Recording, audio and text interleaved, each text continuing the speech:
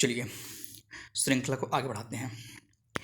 आज हम प्रयास करेंगे कि दो आर्टिकल डिस्कस हो जाएं। जैसे ये एक है हिंद प्रशांत महासागर पहल IPOI, और उसी तरीके से आप देखेंगे इसके बाद वाला जो ये आर्टिकल है ये कौन सा है, तापी गैस पाइपलाइन परियोजना। इन दोनों में आपको एक चीज़ नज़र आ रहा होगा कि दोनों आर्टिकल में ना ज्योग्राफी का कॉन्सेप्ट है। थोड़ा सा टाइम लगेगा, समझाने में भी टाइम लगेगा, और एक क्लियरिटी जिसको बोलते हैं कि अच्छे से आ जाए इसके लिए, क्योंकि इंटरलिंकिंग कभी कभी आपको UPSC के पेपर में कुछ चीज़ें ऐसे देखने को मिलेंगी कि टॉपिक कुछ रहेगा, क्वेश्चन कुछ रहेगा, आंसर आपको कुछ अलग तरीके से देना पड़ेगा। ये चीज़ कई बार आपको जो है देखने को मिलेगा। जैसे हम डिस्कस क्या कर रहे हैं, टॉपिक क्या चल रहा है, IR इंटरनेशनल रिलेशन, जिसमें कि करंट अफेयर्स चल रहा है, स्टैटिक भी नहीं चल रहा है, करंट अफेयर्स चल रहा है। अब इसमें आपको क्या दिख रहा है, ज्योग्राफी दिख रहा है। लेकिन जब आपको डिस्कस करते हुए दिखाएंगे तो आपको बीच बीच में कई बार ऐसा फील होगा कि ये तो इकोनॉमी का टॉपिक नज़र आ रहा है कुछ, क्योंकि इंटरलिंकिंग है और कुछ नहीं। मतलब आप क्या देखेंगे कि IR में क्या दिखेगा आपको, IR में दिखेगा ज्योग्राफी, और जब एक एनालिसिस होगा, एनालिसिस आपको किस पर्सपेक्टिव में नज़र आएगा, वो नज़र आएगा इकोनॉमी के। तो अब देखिए इन तीन चीज़ों को कंबाइन किस में किया गया है, करंट अफेयर्स में। तो आराम से समझने का प्रयास करिएगा, टाइम थोड़ा सा लगेगा इसलिए मानता हूँ। और आज उम्मीद है कि डिटेल्ड वाला जो एनालिसिस है आर्टिकल है कंप्लीट हो जाएगा। फिर उसके बाद नेक्स्ट लेक्चर में हम जो है संक्षिप्त वाले जो सुर्खियाँ हैं वो कंप्लीट करेंगे, उसके बाद रिवीजन टॉपिक आ जाएगा। ठीक है, आज का ये टारगेट है। चलिए शुरू करते हैं। न्यूज में क्यों था, हिंद प्रशांत महासागर पहल IPOI के 5 वर्ष पूरे हुए। बस 5 वर्ष पूरे हुए, 100 वर्ष कभी पूरे हुए, कभी जब इस तरह की चीज़ें हो तो जान लीजिए इंपॉर्टेंट है। ठीक है, तो अब आपको जो है इस पर नज़र गड़ाए रखना है। चलिए, हिंद प्रशांत महासागर पहल IPOI ये है क्या, इसके बारे में चर्चा करते हैं। पहले यह एक गैर संधि आधारित स्वैच्छिक व्यवस्था है। कैसी व्यवस्था है, स्वैच्छिक मतलब कि रहेंगे कि नहीं रहेंगे, क्या करेंगे क्या नहीं, मतलब अपने हिसाब से है। जहां पर शब्द स्वैच्छिक आ जाए यहाँ पर थोड़ा सावधान रखने की जरूरत है। जो स्वैच्छिक क्या होगा, देखिए, जो स्वतंत्र और खुले हिंद प्रशांत तथा नियम आधारित क्षेत्रीय व्यवस्था के लिए सहयोग को बढ़ावा देती है। किसकी बात हो रही है, स्वतंत्र और खुले प्रशांत हिंद प्रशांत, हिंद प्रशांत, हिंद महासागर और प्रशांत महासागर। देखिए अभी इसका अर्थ समझ में आ जाएगा, अभी आपको पर डिटेल सुनिए आराम से, अभी आप कहानी पूरी समझ में आ जाएगी। पहली चीज तो ये कि स्वैच्छिक व्यवस्था है, गैर संधि आधारित, ठीक बात है। अब बात करते हैं उत्पत्ति के बारे में।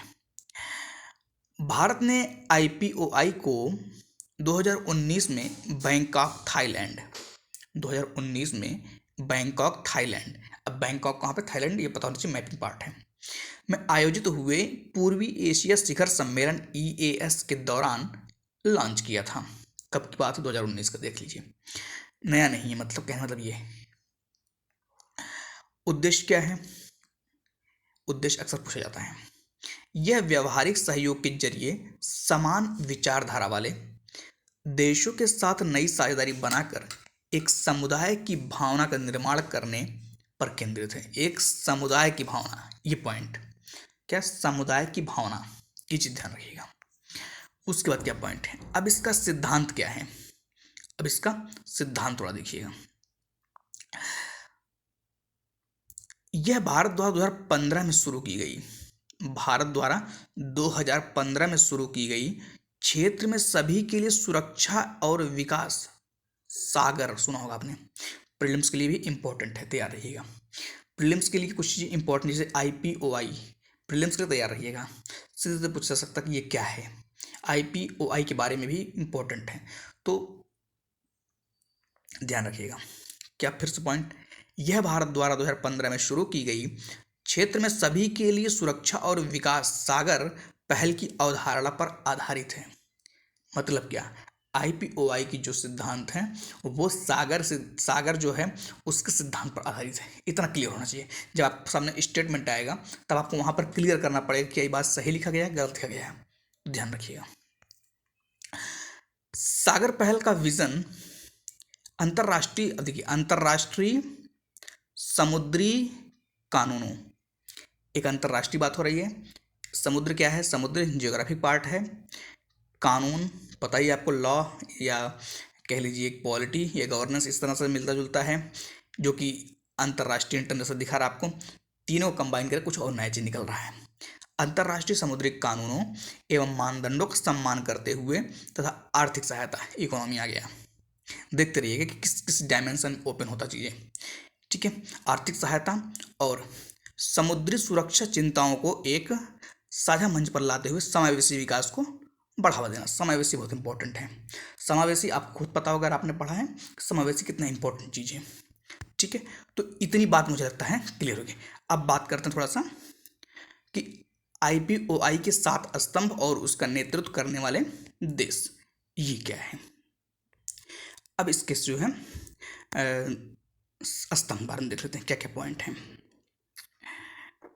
देखिए, समुद्री सुरक्षा पहली चीज, समुद्री पारिस्थितिकी दूसरी चीज, समुद्री संसाधन तीसरी चीज, क्षमता निर्माण और संसाधन साझाकरण चौथी चीज, आपदा जोखिम न्यूनीकरण और प्रबंधन पांचवी चीज, विज्ञान प्रौद्योगिकी और शैक्षणिक सहयोग।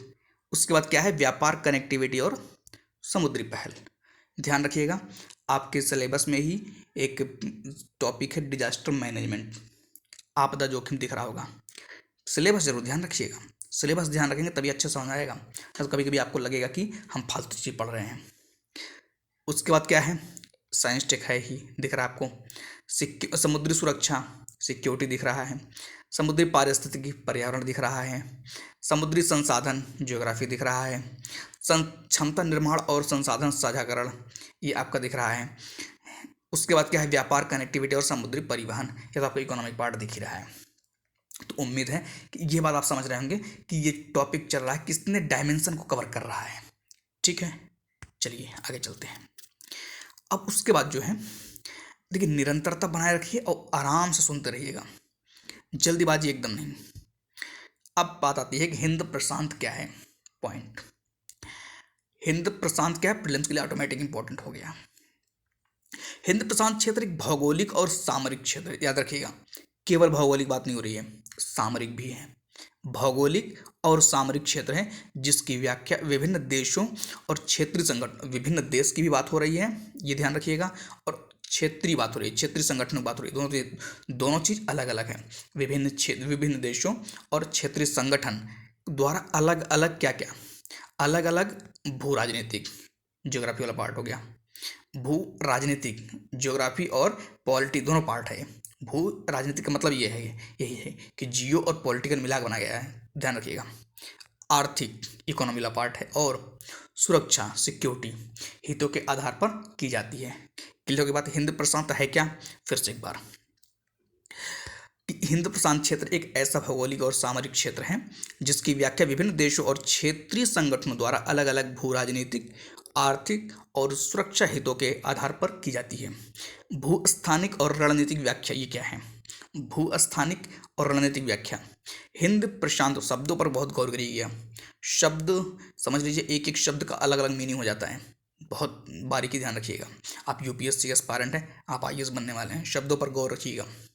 हिंद प्रशांत को हिंद महासागर और प्रशांत महासागर, मैंने आपको पहले बताया था, हिंद महासागर और प्रशांत महासागर के बीच एक परस्पर जुड़े हुए क्षेत्र के रूप में समझा जाता है। तो उम्मीद है यही बात क्लियर हो गई होगी कि हिंद प्रशांत का मतलब क्या है, मीनिंग। अब थोड़ा सा इस पे देखिएगा। अब ये देख रहे हैं आप, हिंद महासागर कहाँ पर है? मैप में देखिए, हिंद महासागर ये देखिए, ये है भारत के नीचे वाला पोर्शन। उसके बाद इधर देखिए, पूर्वी साइड में प्रशांत महासागर। क्लियर बात, हिंद महासागर, प्रशांत महासागर, यहाँ से क्या निकला? हिंद प्रशांत। तो ध्यान रखिएगा। अब आगे बढ़ते हैं हम। क्लियरिटी जितनी रहेगी उतना ही समझ लीजिए अच्छा रहेगा। आप देखिए पॉइंट, हिंद प्रशांत क्षेत्र महत्वपूर्ण व्यापारिक जलमार्ग, मलक्का जलडब्रू मध्य, कौन सा? मलक्का जलडमरू मध्य के माध्यम से हिंद महासागर और प्रशांत महासागर के को आपस में जोड़ता है। पॉइंट प्रीलिम्स के लिए इंपॉर्टेंट। मलक्का किसको जोड़ता है? हिंद महासागर, प्रशांत महासागर। हिंद महासागर और प्रशांत महासागर कौन जोड़ता है? मलक्का जलडमरू मध्य। याद रखिएगा, मलक्का भी इंपॉर्टेंट हो गया, हिंद महासागर इंपॉर्टेंट हो गया, प्रशांत महासागर इंपॉर्टेंट किसके लिए इंपॉर्टेंट है? प्रीलिम्स के लिए। ध्यान रखिएगा, मेंस में तो आपको अपने से लिखना पड़ेगा, लेकिन प्रीलिम्स में अगर ये आ जाएगा तो आपको जो है इसको सही करना पड़ेगा। ठीक है, तो हिंद प्रशांत ये, और उसके बाद मलक्का जलडमरू मध्य, याद रखिएगा। अब आगे पॉइंट क्या है? विश्व के 60%, बहुत बड़ी आबादी होती है, विश्व की 60% आबादी हिंद प्रशांत क्षेत्र में रहती है, और वैश्विक आर्थिक उत्पादन, इकोनॉमिक बात हो रही है, उसके बाद पॉपुलेशन बात हो रही है, दोनों ध्यान रखिएगा। आर्थिक उत्पादन कितना? 2/3 हिस्सा हिंद प्रशांत क्षेत्र से होता है। देख रहे हैं, 2/3, बहुत 3 भाग में से 2 भाग ले लीजिए, ये होता है 2/3। इतना तो मैथ आपको पता ही होगा, सी साइड भी पास करना है, कोई जरूरी है क्या? जरूरी, बहुत जरूरी है। भारत द्वारा दी गई परिभाषा, अब भारत का अपना परिभाषा होगा, तो भारत में क्या परिभाषा देते, ध्यान रखिएगा। हिंद प्रशांत अफ्रीका के पूर्वी, देख रहे हैं, अफ्रीका के पूर्वी तट, अफ्रीका के पूर्वी तट से लेकर उत्तरी और दक्षिणी अमेरिका तक फैला हुआ है। मैप में आइए एक बार, मैप में क्या कह रहे हैं, बहुत समझने का प्रयास करिएगा, जल्दीबाजी से कोई मतलब नहीं है, ज्योग्राफिक पार्ट है। क्या बोले, फिर से डेफिनेशन देखिएगा। अफ्रीका के पूर्वी, अफ्रीका कहाँ पर है? अफ्रीका देखिए यहाँ पर है, ये वाला अफ्रीका का पूर्वी तट ये है। अफ्रीका का पूर्वी तट से लेकर उत्तरी एवं दक्षिणी अमेरिका, उत्तरी एवं दक्षिणी अमेरिका। अब ये कहाँ पर उत्तरी एवं दक्षिणी अमेरिका कहाँ पर है? ये आ जाएगा पूरा इस साइड। जब आप ऐसे घूमते हुए जाएंगे, ऐसे जाएंगे घूमते हुए, तो इस साइड घूम के जब जाएंगे तब इतना पता ही है आपको, ग्लोब तो समझ ही रहे होंगे ना, पृथ्वी के बारे में समझ ही रहे होंगे ना, तो इसमें समझने वाली बात कुछ नहीं है। तो जब उधर जाएंगे तो आपको दिखेगा कि उत्तरी एवं दक्षिणी अमेरिका होगा, वहां तक फैला हुआ है। क्लियर बात? नहीं है तो मैप जाकर एक बार देखिएगा, और ग्लोब, अगर आप पास ग्लोब हो देख लीजिए, कोई बात नहीं। अब बात आती है, ये तो रहा भारत की परिभाषा। सॉरी, अब आता है संयुक्त राज्य अमेरिका की परिभाषा। इसमें क्या है? हिंद प्रशांत क्षेत्र भारत के पश्चिमी तट तक फैला हुआ, भारत के पश्चिमी तट, भारत के पश्चिमी तट देख रहे हैं कहाँ पर है, जरा देखिएगा, भारत के पश्चिमी तट, ये वाला पोर्शन, ये देख रहे हैं। मैपिंग बहुत जरूरी है, अगर आपको ये चीज़ नहीं क्लियर रहेगा आप कन्फ्यूज कर जाएंगे। पॉइंट पे आइए, भारत के पश्चिमी तट तक फैला हुआ, जो अमेरिका के इंडो पैसिफिक कमांड की भौगोलिक सीमा बनाता है, अमेरिका के इंडो पैसिफिक, ध्यान रखिएगा, हिंद प्रशांत, इंडो पैसिफिक। ठीक है, चलिए अब आगे चलते हैं। अब आता क्या कि हिंद प्रशांत महासागर पहल IPOI का महत्व। अब इंपॉर्टेंट क्या है, ये मेंस के लिए इंपॉर्टेंट है, आपको पॉइंट पता होना चाहिए, पॉइंट नहीं पता आप लिख नहीं पाएंगे। चलिए पॉइंट क्या क्या है? सामरिक प्रासंगिकता, काट नहीं रहे, लाइन कर रहे हैं, ठीक है, ध्यान रखिएगा। सामरिक प्रासंगिकता, इसमें क्या है? यह सुरक्षा एवं भू राजनीतिक चुनौतियों, सुरक्षा एवं भू राजनीतिक चुनौती, शब्द ध्यान रखिएगा, कहीं पर भी यूज करेंगे तो इसका महत्व बढ़ जाता है, ध्यान रखिए। यह सुरक्षा एवं भू राजनीतिक चुनौतियों पर आधारित हिंद प्रशांत की पारंपरिक धारणा का विस्तार करती है, हिंद प्रशांत की पारंपरिक धारणा, ठीक है, तथा आर्थिक विकास, आर्थिक इकोनॉमिक्स जोड़ रहे हैं, पर्यावरण से जुड़ी चुनौतियों से निपटने जैसे विषयों को समुद्री सहयोग के क्षेत्र में शामिल करती है। देखिए जोड़ का फंक्शन है, भू राजनीतिक, जियोपॉलिटिकल, हिंद प्रशांत, क्लियर बात, सुरक्षा, सिक्योरिटी। मेंस का सिलेबस का ही वर्ड मैं बोल रहा हूँ, मेंस का सिलेबस का ही मैं बात कर रहा हूँ, मैं फालतू बात नहीं कर रहा हूँ आपसे। उसके बाद क्या? आर्थिक विकास, इकोनॉमी, पर्यावरण, इन्वायरमेंट, देख रहे हैं। चुनौती से निपटने के लिए समुद्री सहयोग, समुद्र जहाँ से आ जाए, क्या हो गया? जियोग्राफी, ठीक है। जब समुद्र के संसाधन बात कर लेंगे तो क्या हो जाएगा, थोड़ा सा इकोनॉमी आने शुरू हो जाएगा। क्लियर रखिए एकदम। आगे चलते हैं, पॉइंट दूसरा, सामूहिक प्रयासों के समेकित, समन्वित एवं चैनलाइज करना, समेकित, समन्वित, चैनलाइज करना। इसमें क्या है? यह समुद्री सुरक्षा, देख रहे हैं ना, सुरक्षा, समुद्री सुरक्षा बात हो रही है, और सतत विकास, बहुत इंपॉर्टेंट शब्द है सतत विकास, इस पर क्वेश्चन बनना ही बनना है, के साझा लक्ष्यों की प्राप्ति की दिशा में विविध पहलों में समन्वय स्थापित करते हुए क्षेत्रीय भागीदारों को एकजुट करती है। बात एकदम क्लियर, एग्जाम्पल बात कर लीजिए। एग्जाम्पल क्या है? ASEAN outlook on Indo Pacific, AOIP, और Indo Pacific ocean initiative, IPOI, एक दूसरे के पूरक हैं। पॉइंट ध्यान रखिएगा, AOIP और IPOI एक दूसरे क्या हैं, पूरक हैं। अगर आपके सामने ये स्टेटमेंट रहेगा तो हो सकता है कंफ्यूजन पैदा कर दे कि ये है कि नहीं है, तो ये चीज़ थोड़ा सा ध्यान रखिएगा। तो तीसरा पॉइंट देखिए क्या है, ये देखिए, क्षेत्रीय खतरों से निपटना बहुत इंपॉर्टेंट है। खतरों से निपटना, ये आपके दिमाग में किसी भी सिक्योरिटी पढ़ रहे हो या साइंस टेक का लिख रहे हैं, कहीं पर लिख रहे हैं, ये शब्द तुरंत आप यूज कर लीजिए। क्षेत्रीय खतरों से निपटना, इसमें क्या है, यह हिंद प्रशांत क्षेत्र में चीन के आक्रामक व्यवहार से निपटने में मदद कर। सबसे बड़ी समस्या चीन है, पता है आपको। जब भी आप अंतर्राष्ट्रीय कुछ भी लिख रहे हो, तो सिक्योरिटी से रिलेटेड कुछ लिख रहे हो, तो आपको चीन को बीच में लेके आना ही आना है, आना ही आना है। ठीक है, यह हिंद प्रशांत क्षेत्र में चीन के आक्रामक व्यवहार से निपटने में मदद कर सकती है। एग्जाम्पल तौर पर देखिए, 2020 में क्या हुआ, भारत और वियतनाम IPOI के अनुरूप द्विपक्षीय सहयोग को बढ़ाने में सहमत हुए। कौन, भारत और वियतनाम। वियतनाम कहाँ पर है, मैप में जगह जरूर देखिएगा, पता है तो अच्छी बात है। उसके बाद आता है क्या, समुद्री सुरक्षा, बहुत इंपॉर्टेंट है। इसमें क्या देखिए, IPOI का समुद्री सुरक्षा स्तंभ भागीदारों के बीच सहयोगात्मक जुड़ाव के माध्यम से हिंद प्रशांत समुद्री क्षेत्र में शांति स्थापित करने पर केंद्रित है। याद रखिएगा, किसकी बात हो रही है, समुद्री सुरक्षा की। पॉइंट, संसाधनों को हासिल करने पर आधारित भू राजनीति का समाधान। इसमें क्या है, यह पहल महत्वपूर्ण खनिजों, कौन कौन सा महत्वपूर्ण खनिज कौन से हैं, कोबाल्ट, लिथियम, निकल आदि, और दुर्लभ भू धातुओं। अब ये पता होना चाहिए, कभी कभी ऐसा पूछ लिया जाता है छोटे छोटे एग्जाम में कि दुर्लभ भू धातु कौन कौन से, टेल्यूरियम, नियोडिमियम। नहीं पता है जाकर के आवर्त सारणी जाकर देख लीजिए पीरियोडिक टेबल में, कि आपूर्ति सुरक्षित करने में सहयोग को बढ़ावा देता है। उम्मीद है कि ये भी लाइन क्लियर होगी। अब एक आता है क्या, लचीला फ्रेमवर्क। ये क्या है, लचीला फ्रेमवर्क, यह क्षेत्रीय सहयोग को मजबूत करने के लिए अनुकूल व गैर संस्थागत मंच प्रदान करती है। किसके लिए, क्षेत्रीय सहयोग को मजबूत करने के लिए। इससे हिंद प्रशांत की उभरती हुई चुनौतियों से निपटने में सामंजस्य पर आधारित कार्रवाई संभव हो पाती है। ठीक है, अब बात क्या करते हैं, IPOI के समक्ष प्रमुख चुनौतियां। अब ये चुनौतियां क्या क्या हैं, ये भी थोड़ा सा ध्यान रखिए, याद रखिएगा। हर एक आर्टिकल आपको एक मेंस के क्वेश्चन की तरह ट्रीट करना है, जिसमें कि हम इंट्रोडक्शन की बात चर्चा कर ले रहे हैं, बॉडी चर्चा कर ले रहे हैं, उसके बाद हम उसके जो पॉइंट होते हैं, चुनौतियां होती हैं, या और भी चीज़ें जो पॉइंट अलग अलग हैं उस पर डिस्कस करते हैं। अभी सब किस बात हो रही है, IPOI के समक्ष चुनौतियाँ क्या क्या हैं, ध्यान रखिएगा। पॉइंट याद रखिए, क्या, संस्थागत क्षमता एवं कार्रवाई की कमी। इसमें क्या है, प्रत्येक स्तंभ के अंतर्गत बहुहितधारक और बहुपक्षीय सहयोग, बहुहितधारक और बहुपक्षीय सहयोग दोनों ध्यान रखिए, अलग अलग है। बहुहितधारक अलग है, बहुपक्षी अलग है, के लिए सुपरिभाषित दिशा एवं एजेंडा का अभाव है। यह समस्या इस पहल के प्रभाव को सीमित कर देती है, देख रहे ना। उसके बाद क्या पॉइंट है, भू राजनीतिक तनाव। भू राजनीतिक तनाव जब कहीं पर लिखना हो, कहीं पर बॉर्डर से रिलेटेड हो, कहीं पर किसी दूसरे देश के साथ संबंध हो, तो वहाँ पर आप ऐसे शब्द का यूज कर सकते हो, भू राजनीतिक तनाव।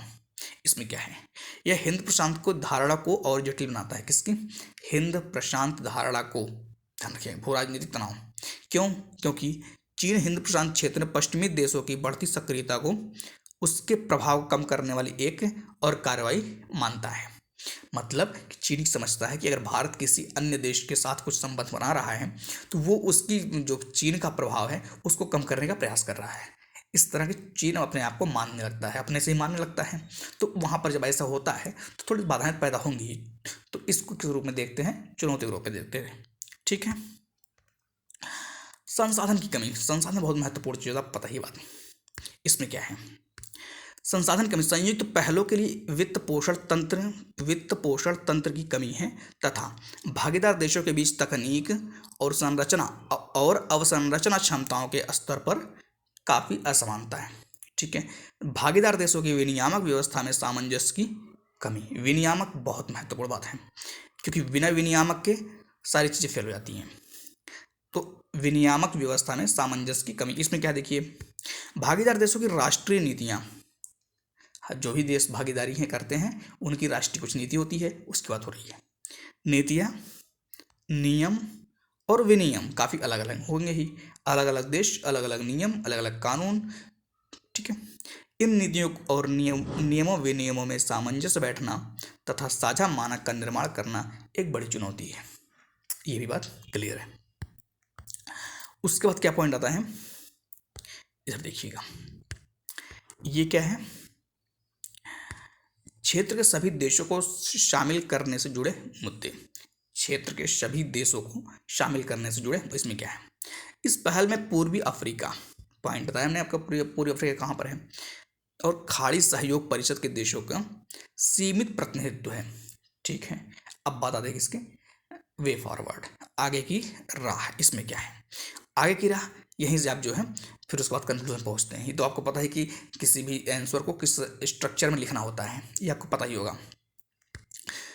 अब क्या आता है कि विजन और व्यापक एजेंडा, विजन और व्यापक एजेंडा, इसमें क्या है, देखिए, चर्चा, संवाद आदि के आधार पर IPOI के लिए एक सामूहिक विजन स्टेटमेंट को अपनाया जा सकता है। बिल्कुल सही बात है, सबसे बड़ा रास्ता क्या होता है, चर्चा संवाद। प्रत्येक स्तंभ के लिए अलग 5 वर्षों हेतु एक संक्षिप्त योजना और एजेंडा की रूपरेखा तैयार की जा सकती है, ठीक बात है। किसके कितने के लिए, 5 वर्षों के लिए एक सलाह आप दे रहे हैं। प्रत्येक स्तंभ पर संवाद, ये तो बहुत इंपॉर्टेंट बात है, संवाद बहुत जरूरी होता है। किसी स्तंभ में विशेषज्ञता प्राप्त अग्रणी देशों को संबंधित स्तंभ पर समय समय पर वार्ताओं का आयोजन करना चाहिए, ठीक है। ये आयोजन पूर्वी एशिया शिखर सम्मेलन, ईस्ट एशिया मैरीटाइम फोरम, एम है, EAMF, Indian ocean rim association, IORA, कितनी बार चर्चा हो चुकी है। अगर आप श्रृंखला में बने हुए तो आपको कई बार मिला होगा IORA, बने रहिए, आपको एक बार ऐसा आएगा ना, सारी चीज़ें आपको दिमाग में फिट हो जाएंगी, कितनी बार चर्चा करेंगे ना, अभी आप देखते रहिए। जैसे फोरम्स के समन्वय में आयोजित किए जा सकते हैं, ठीक है। उसके बाद क्या पॉइंट है, ये देखिए, पूर्वी अफ्रीका खाड़ी सहयोग परिषद के देशों और लघुद्वीपीय देशों की भागीदारी, इसमें क्या है, ऐसे देशों की भागीदारी बढ़ाई जानी चाहिए और उन्हें नेतृत्व प्रदान करने का प्रयास करने चाहिए। ये कदम IPOI को वास्तव में एक क्षेत्रीय कंस्ट्रक्ट बना देगा, क्या बना देगा, क्षेत्रीय कंस्ट्रक्ट बना देगा। अब आता है समय समय पर सूचनाएं साझा करना, ये क्या है, अग्रणी देशों द्वारा प्रत्येक स्तंभ से जुड़े एजेंडा एवं सहयोग पर वार्षिक विवरणगी भागीदार देशों के साथ साझा करनी चाहिए। इससे एजेंडा की दिशा पर साझा समझ विकसित करने में मदद मिलेगी। अब बात करते हैं किसकी, कंक्लूजन की। कंक्लूजन ये आपका अपना भी हो सकता है, लेकिन यहाँ पर जो एक्सपर्ट दिए हैं हम उसकी बात कर रहे हैं। क्या है इसमें, भारत का हिंद प्रशांत के प्रति दृष्टिकोण इसकी एक्ट ईस्ट नीति का विस्तार है। यह प्रीलिम्स का भी स्टेटमेंट बन सकता है, प्रीलिम्स में ये क्वेश्चन सीधे से बन सकता है कि हिंद प्रशांत के प्रति दृष्टिकोण इसकी एक्ट ईस्ट नीति का विस्तार है। एक्ट ईस्ट नीति का विस्तार क्या है, हिंद प्रशांत के प्रति दृष्टिकोण, ये ध्यान रखिएगा। उसके बाद क्या है, यह दृष्टिकोण हिंद प्रशांत क्षेत्र में क्या, हिंद प्रशांत क्षेत्र में समावेशिता, नौवहन की स्वतंत्रता, नौवहन समझ रहे हैं ना, जो पानी में परिवहन होता है उसे नौवहन बोलते हैं, को महत्व देता है। यह जापान, दक्षिण कोरिया और ऑस्ट्रेलिया जैसे प्रमुख क्षेत्रीय शक्तियों के साथ साझेदारी को बढ़ावा देता है। साथ ही अंतर्राष्ट्रीय महासागरों में सभी देशों के लिए एक संतुलित व सहयोगात्मक फ्रेमवर्क को प्रोत्साहित करता है। ये रहा आपका कंक्लूजन, एक आर्टिकल हुआ समाप्त। अब देख टाइम कितना है, 23 मिनट। देखते हैं ये वाला तापी गैस पाइपलाइन परियोजना, इसको भी कंप्लीट कर लेते हैं। ये देखिए न्यूज में क्या है, सुर्खियों में क्या, पहले ये देखिए, हाल ही में अफगानिस्तान और तुर्कमेनिस्तान, किसकी बात हो रही है, अफगानिस्तान तुर्कमेनिस्तान के अधिकारियों ने तुर्कमेनिस्तान सीमा के अंदर पूर्ण हो चुकी Turkmenistan, Afghanistan, Pakistan, Bharat TAPA Turkmenistan, T for Turkmenistan, A for Afghanistan, P for Pakistan, I for India gas pipeline परियोजना का संयुक्त रूप से उद्घाटन किया, ठीक बात है। साथ ही अफगानिस्तान ने कहा कि वह जल्द ही इस पाइपलाइन परियोजना को पूरा करने के लिए तेजी से काम शुरू करेगा। कौन कहा? अफगानिस्तान ने। ठीक है, अगर थोड़ा सा मैप आप देखना चाहें, क्योंकि अब चर्चा होगी तो थोड़ा सा बना रहना चाहिए दिमाग में। ये आपको ताजिकिस्तान दिख रहा है, ये देखिए तुर्कमेनिस्तान ये दिख रहा है। तुर्कमेनिस्तान से शुरू हुआ है, कहाँ पहुँच रहा है? तुर्कमेनिस्तान दिख रहा है ना, इधर इधर पहुँच रहा है धीरे धीरे। ये आपका कौन सा है? अफगानिस्तान है, मतलब तुर्कमेनिस्तान, ये अफगानिस्तान, फिर कहाँ पहुँच रहे हैं? पाकिस्तान, फिर उसके बाद कहाँ पहुँच रहे हैं? इंडिया। मैपिंग पता होनी चाहिए थोड़ी सी। अब जैसे ये चीज़ पता हो, जैसे हेरत है, अब हेरत कहाँ पर है? अफगानिस्तान में है। इतना है। मैरी कहाँ पर है? तुर्कमेनिस्तान में है। कभी कभी ऐसा क्वेश्चन बन जाता है, इसलिए बता रहा हूँ। कंधार कहाँ पर है? पाकिस्तान में है। उसके बाद आप देखिए इस तरह जो है थोड़ा सा आप जो है कंधार, सॉरी कंधार कहाँ पर है? कंधार अफगानिस्तान में है। देख लीजिए थोड़ी सी जुबान फिसलती है, पता चला कि अर्थ का अनर्थ हो गया। ठीक है, एक बार मैपिंग समझ में आ गया। अब आगे हम बढ़ते हैं तापी परियोजना के बारे में। प्रीलिम्स के लिए इंपॉर्टेंट है, प्रीलिम्स को तैयार रखिएगा। क्या है? 1990 के दशक के मध्य में तापी गैस पाइपलाइन परियोजना की परिकल्पना की। कब के? 1990 के दशक। देखिए कितना पुराना है, तो ऑटोमेटिक इंपॉर्टेंट हो गया। इस परियोजना को दक्षिण पूर्वी तुर्कमेनिस्तान के गाल्किनिश गैस, देख रहे ना, गाल्किनिश गैस क्षेत्र से निकाली गई प्राकृतिक गैस को अफगानिस्तान पाकिस्तान से होते हुए भारत तक पहुंचाने के लिए डिजाइन किया गया था। कौन सा? कौन सा गैस? गाल्किनिश गैस क्षेत्र, ध्यान रखिएगा। कहाँ पर है गाल्किनिश गैस? तुर्कमेनिस्तान। मैचिंग के लिए आ जाएगा प्रीलिम्स में। अगर आ जाए गाल्किनिश गैस कहाँ, गैस क्षेत्र कहाँ पर है, तो ये बात आपको पता होना चाहिए, तुर्कमेनिस्तान में है। डाउट नहीं होना चाहिए, कम से कम कुछ तो पता रहे, तब तो मैचिंग करेंगे। उसके बाद क्या है, आगे बढ़ते हैं। गाल्किनिश क्षेत्र को पहले ओलोटेन गैस क्षेत्र कहा जाता था। क्या कहा जाता था? ओलोटेन, लालटेन नहीं, ओलोटेन। सुना होगा आपने नाम, नहीं सुना होगा सर, बचपन में तो सुने थे, लेकिन कोई लालटेन बोल रहा था, हमको ओलोटेन नजर आ रहा है, तो फिर गलत बात है, ऐसे नहीं आना चाहिए। गाल्किनिश गैस क्षेत्र को पहले ओलोटेन गैस क्षेत्र कहा जाता। इसकी खोज 2006 में हुई थी। यह मैरी, मैरी अभी मैंने आपको बताया, मैरी कहाँ पर है? तुर्कमेनिस्तान में है। तुर्कमेनिस्तान से 75 किलोमीटर दक्षिण पूर्व ईस्ट में स्थित है। मैरी मतलब शादी करना होता है ना। इंग्लिश सर आपको आता है क्या? थोड़ा सा नहीं, मुझे नहीं आता, मैं तुर्कमेनिस्तान के बारे में सोच रहा था। इनको भी इंग्लिश आता लग रहा है, ऐसा कुछ लग रहा है। मैरी, खैर मैरी तुर्कमेनिस्तान में, ये बात आपको क्लियर होनी चाहिए। गाल्किनिश गैस क्षेत्र तुर्कमेनिस्तान में, ये भी आपको क्लियर होनी चाहिए, जिसको क्या बोलते हैं? ओलोटेन गैस बोलते हैं। प्रीलिम्स के लिए इंपॉर्टेंट है। चलिए आगे चलते हैं। यह दुनिया के 5 सबसे बड़े गैस क्षेत्र में से एक है। 5 दुनिया के, इंपॉर्टेंट अपने आप हो गया। इस क्षेत्र में अनुमानतः 4 से 14 ट्रिलियन क्यूबिक मीटर गैस के भंडार मौजूद हैं तथा 2.8 ट्रिलियन क्यूबिक मीटर का प्रमाणित वाणिज्यिक भंडार है। ठीक बात है, मन करे रख लीजिए, मन कोई बात नहीं है। इस क्षेत्र में लगभग 300 मिलियन टन क्रूड ऑयल का भी पता लगा है। ठीक है, बस इतना पता रहे कि वहाँ पर क्रूड ऑयल है, इतना पता होना चाहिए। अब ये नहीं आपको ध्यान रखना है कि कितना है कितना नहीं, ये सब नहीं पूछने वाले हैं। अब देखिए क्या कह रहे हैं। यह तुर्कमेनिस्तान के अफगानिस्तान, पाकिस्तान और भारत का तक प्रस्तावित 1814 किलोमीटर तक की पाइपलाइन है। काफी लंबा ना, वैसे याद रखिए, कुछ नहीं करना है। इस पाइपलाइन के माध्यम से गल्किनिश गैस फील्ड, कितनी बार गल्किनिश आ गया, अब आपको भूलना नहीं चाहिए गल्किनिश है कहाँ पर, आ जाएगा तो भूलना मत, बस और कुछ नहीं है। रिक्वेस्ट है, रिक्वेस्ट तो मान लेनी चाहिए किसी की। में प्रतिवर्ष 33 बिलियन क्यूबिक मीटर प्राकृतिक गैस का निर्यात किया जाएगा। वित्त पोषण, पैसा वाली बात आ गई है।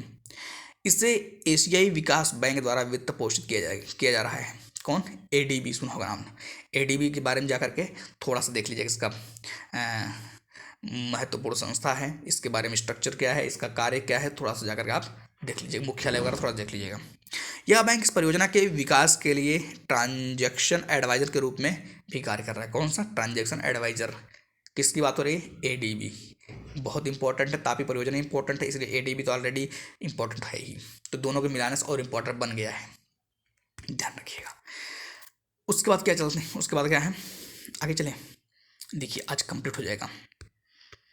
तापी परियोजना से के कार्यान्वयन से संबंधित मुद्दे, ये देख लीजिए। सबसे पहले कौन सा मुद्दा है? सुरक्षा संबंधित चिंता। सुरक्षा। सुरक्षा इंपॉर्टेंट है, जब भी आप मेंस का पेपर लिखेंगे तो वहाँ पर सुरक्षा जैसा शब्द बार बार आएगा।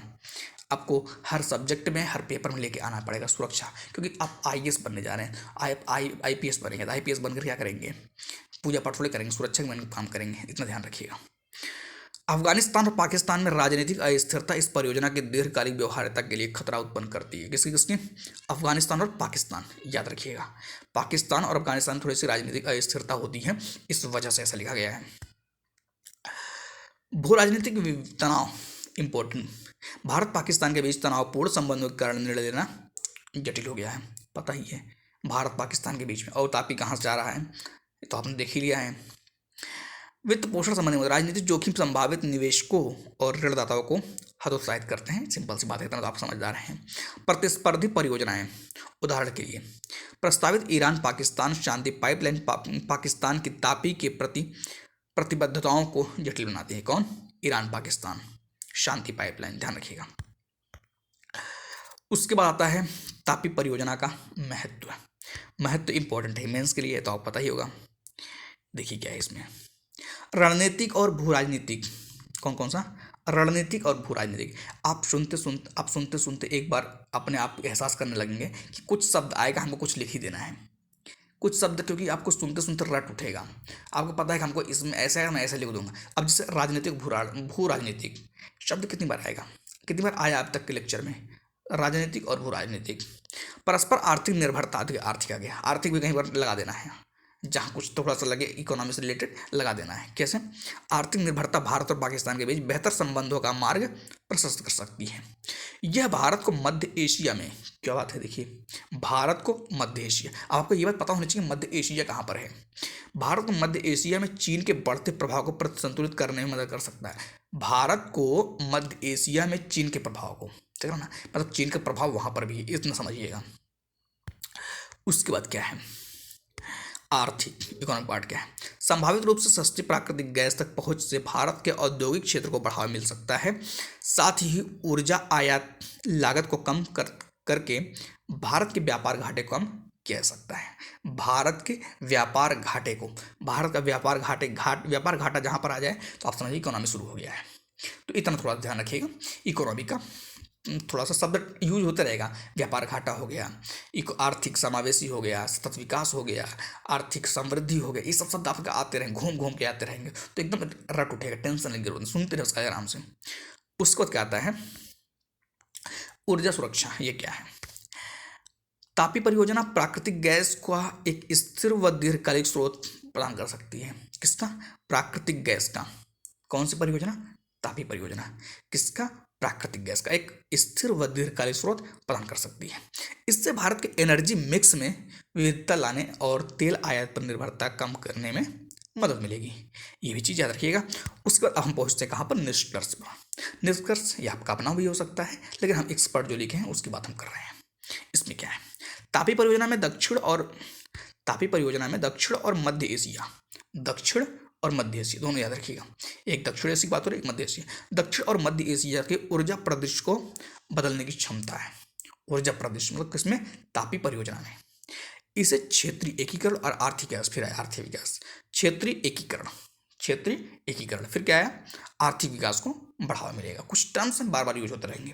हालांकि परियोजना में देरी और असफलताओं का लंबा इतिहास यथार्थवादी अपेक्षाओं और एवं कार्यान्वयन के लिए कार्यान्वयन याद रखिए। आप आईएएस हैं, आप किसी भी योजना को कार्यान्वित करेंगे फील्ड में जाकर के। ये बात यूपीएससी के प्रीलिम्स में आ चुका है कि आईएएस जो अखिल भारतीय सेवा है, ये मतलब जो लोक सेवक है, इनका काम क्या होता है? तो इनका काम होता है योजनाओं को फील्ड में उतारना, लागू करना। ये आपको पता होगा, प्रीलिम्स का क्वेश्चन है, देखिए जाकर PYQ। तो उसी तरह से कार्यान्वयन शब्द आपको रटा होना चाहिए, कहीं पर भी आए हम ये कार्यान्वित कर देंगे या कार्यान्वयन होगा, इस शब्द याद रखिए और कुछ नहीं। के लिए लचीली एवं अनुकूली रणनीति, अनुकूल शब्द भी याद रखिएगा। ये हमारे अनुकूल है, ये हमारे अनुकूल नहीं है, ये देश के अनुकूल है, ये देश के अनुकूल नहीं है, ये समाज के अनुकूल है, ये समाज के अनुकूल नहीं है। ये जितने भी चीज़ें हैं कि आप कहीं पर भी सुरक्षा के अनुकूल नहीं है, सुरक्षा के अनुकूल है, पर्यावरण के अनुकूल नहीं है, एकदम रट लीजिए इसे। शब्द सही यूज होना जरूरी है कि आवश्यकता को रेखांकित करता है। उम्मीद है कि पूरा आर्टिकल दोनों समझ में आ गए होंगे। बाकी उसके बाद देखें और कुछ भी है क्या। ये देखिए अब शुरू हुआ क्या, संक्षिप्त सुर्खियाँ। संक्षिप्त सुर्खियाँ की बात करेंगे, ये भी शायद 2 लेक्चर लगेंगे, 1 2 3 4 5 6 7, मतलब 2 लेक्चर लगेंगे। 2 लेक्चर के बाद ये शुरू होगा, ये थोड़ा सा देख लेंगे कुछ इधर, इस पर कुछ मुझे नहीं लगता ये सब हमारा अपने काम का है। फिर उसका शुरू होगा इकोनॉमी, अर्थव्यवस्था। अर्थव्यवस्था की बात करेंगे, देखते हैं कितना टाइम लगता है। ठीक है, आज के लिए उम्मीद है बातें समझ में आई होंगी। अब हम इसके बाद क्या शुरू करेंगे नेक्स्ट लेक्चर में, ये होगा संक्षिप्त सुर्खियाँ। ये देखिए क्या है, IPEF, इकोनॉमी से रिलेटेड। ये सब संक्षिप्त सुर्खियाँ क्या होती है ना, किसमें सब मिक्स होता है। हालांकि मिक्स तो सभी आर्टिकल में ही कुछ कुछ होता ही है। UPSC का सिलेबस है, कक्षा 10 का नहीं है कि एकदम लाइन से बाहर नहीं जाना। यहाँ पर तो जितना घूम लीजिए उतना बढ़िया है, उतना मजा चाहिए। ठीक है, तो आज के लिए इतना रखते हैं। उम्मीद है बातें समझ में आई होंगी। ओके, फिर मिलेंगे नेक्स्ट वीडियो में।